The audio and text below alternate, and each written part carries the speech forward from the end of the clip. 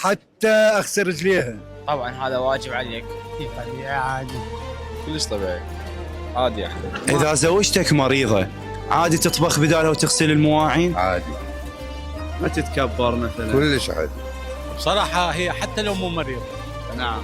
أنا أسوي سحور، أسوي فطور، تعاون يصير بالبيت. هو اكيد اكو مشاركه بيناتنا، نعم. مثل ما هم يطلبون بالمساواه احنا هم نطلب بالمساواه، فعادي يعني واحد يشتغل يساعد. اذا هي مريضه ماكو اي ما اشكال. تضغط عليها مثلا وتقول لها لا لا انا لا اريد ماكو اكل. لا بالعكس. طبعا لان هو كان الامام علي عاون فاطمه الزهراء.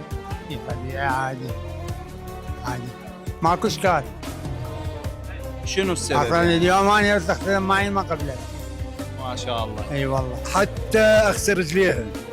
الله يحفظك. والله العظيم. شنو هالتواضع هذا؟ لا مو تواضع، انت المرأة اعظم هدية الله سبحانه وتعالى اعطاها للرجل.